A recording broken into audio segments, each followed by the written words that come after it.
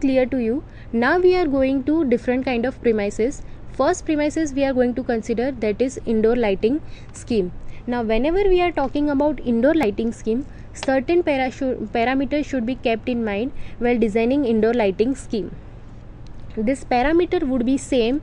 Generally it is varying very slightly for the general parameters to be kept in mind while designing lighting scheme and indoor lighting scheme. First parameter is adequate illumination, then second is light of suitable color, third one is size of room, minimum hard shadow and glare should be generated, and last one is uniform light distribution all over the working plane. Among these parameters, few we have studied already, but starting with the first parameter, that is adequate illumination. What do you mean by adequate illumination? Then adequate illumination, that means sufficient amount of illumination. Now how could you specify that how much amount of illumination is sufficient for which kind of work?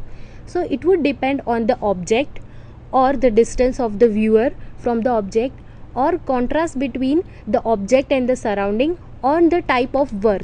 This four parameter would be defined which kind of or which level of illumination is adequate, is said to be adequate.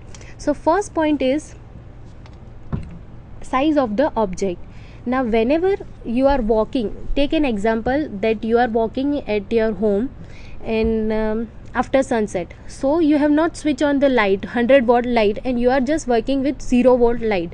And if you are walking through your passage or you are walking through your room, and the light which is 0-volt light, it is not sufficient to look any obstacle which is coming into your way, so you might stuck with that particular thing. So that would define by a size of a object, which kind of size of a object is there, and for that how much amount of illumination is there, that would define that relation would be defined what kind of illumination level is sufficient or adequate. If my if my object is very small, then and light is brighten up, then it could be seen easily. Second point is, that is distance from the viewer. If the obstacle or an object is far away from the viewer, then it would be not easy for a viewer to see the particular thing in less amount of illumination. So it plays an important role between a distance between a viewer and a obstacle. Third point is contrast between the object and surrounding. Light should be such design it can differentiate contrast between the object and surrounding. If my object is the same color of the surrounding, then light should be certainly provided that the object and surrounding can be clearly distinguished. Clearly, if it is not clearly distinguished, what would happen? We could not identify which is the object and which one is the obstacle. Now these are the recommended level of illumination which should be incorporate in your indoor lighting scheme, which is generally taking care while we are designing any indirect lighting scheme, while we are designing any indoor lighting scheme. First point is entrance or hallway. You can see from the table that entrance and hallway is having same amount of illumination requirement as that in case of staircase and veranda, because in that particular room or in that particular premises we are not going to do any work, any special work or any fine work or any minute work which requires high amount of illumination. Then coming to the next high level, that is 125 illumination lux, that is your dining room. At your dining room or on that dining table you are going to eat or have your breakfast or lunch. At the time of breakfast or lunch you are provided natural light, and at the time of dinner you are provided with artificial light. Then third point is 200 illumination, and last is the third 300 illumination. That is the illumination level. That is, first one is we have taken 100, which is the lowest one, then we have taken 125, which is next higher one, then it is 200, and then most higher level is 300. For writing purpose or at the study table we have taken 300 illumination, which is the highest of among all the four options.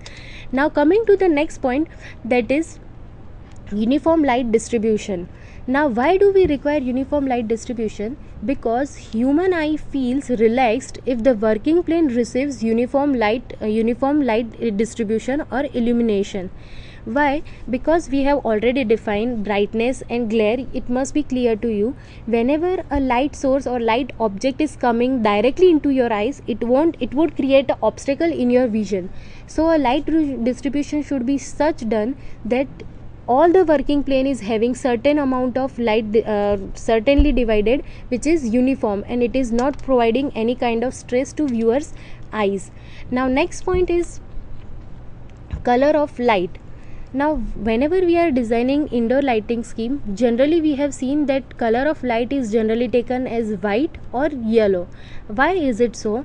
That this is because a light should be taken such that it is resemblance to the natural light. That means whatever color of natural light we are obtaining, if it is the same as that one, it would be very easy for eyes to set with that particular artificial light.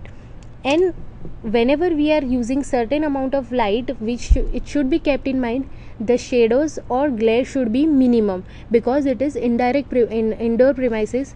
The shadows should be kept as low as possible, and the glare should be kept nil. There should be no amount of glare generated in your indoor premises. For that particular reason, we are generally using indirect lighting scheme or global lighting scheme in your indoor premises. Whatever indirect lighting scheme is used, what would it do? It would generate illumination in upward direction, and it would give you soothing effect in the downward direction or into the working plane. So whenever we are looking, the illumination or the brightness which is coming into our eyes, that would be lesser. And in general diffusion or general kind of lighting scheme, all the direction or all the area of your working plane would be having same amount of lighting scheme. Now next point is size of a room. We have taken an example of drawing room or living room with comparison in storeroom. Now whenever you are taking such a certain amount of example, each one point should be kept in mind, that utilization factor is also taken into consideration. We have defined utilization factor previously. What do you mean by utilization factor? Then total amount of lumens utilized to illuminate particular premises or coming to a particular premises, to total amount of lumens coming out of a light source. That the ratio is defined as coefficient of utilization.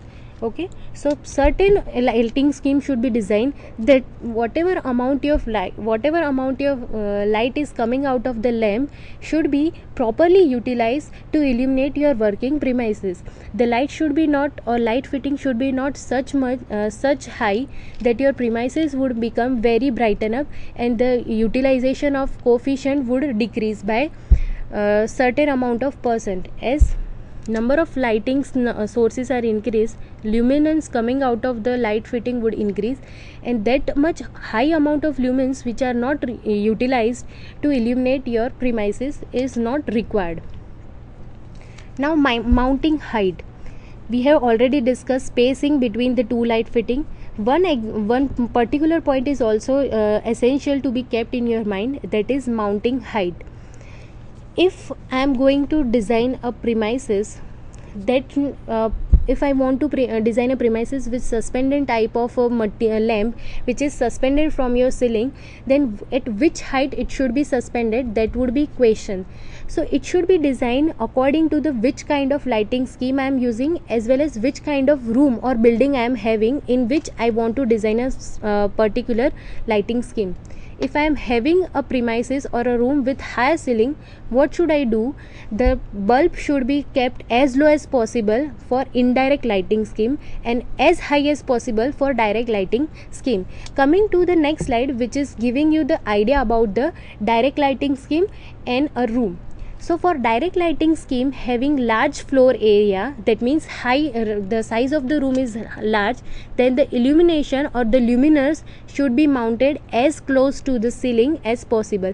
That means if I am not having a high ceiling room, my room is of moderate ceiling and the room area is high, then my ceiling, my light fitting, which is direct light fitting, should be kept as high as possible, as near as possible to the ceiling, so that the lighting would be uniform in all the direction. Okay, next point we would consider about if I am lowering the distance of the mounting height, what would happen? So if I am lowering the distance, if that means if I am lowering the height from a ceiling, if this is the working plane and this is the my height of a light fitting, which is kept this much in previous case, if I am lowering the light fitting, what would happen? High amount of intensity would come into the picture. That means it would generate a glare or brightness to a human eye. So it would be not easy for human to look through a vision or to look through any object. So for direct lighting scheme, a area which is a room which is having moderate kind of ceiling and a large area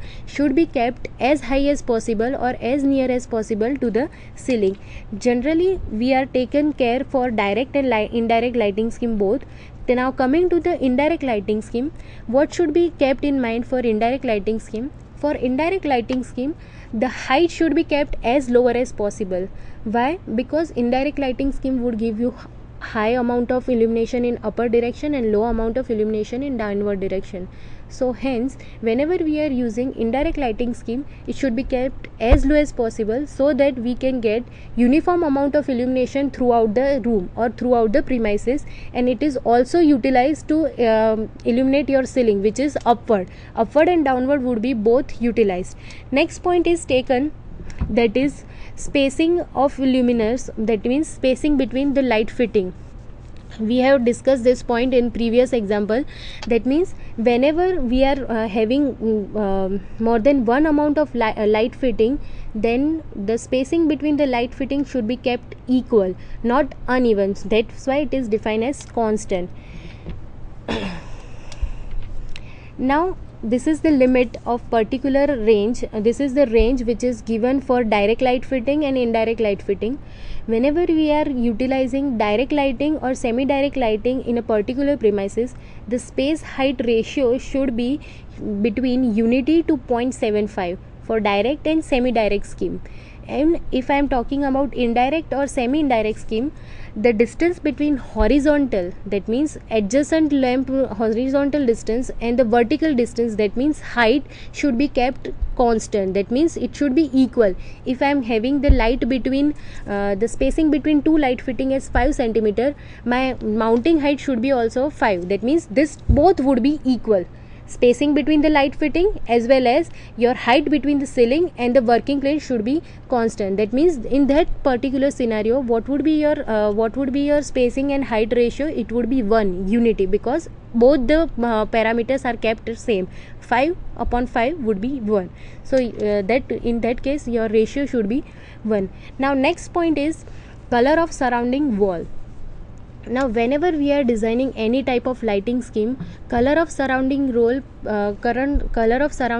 play an important role, because whichever amount of or whichever kind of lighting scheme we are using, it is going to be on wall, and from wall it is going to be reflected to the working plane. So color or wall should be such selected that it reflects maximum amount of lighting. So what would happen if the wall is certainly designed, you can also use lesser amount of intensity of bulb, and it would reflect you more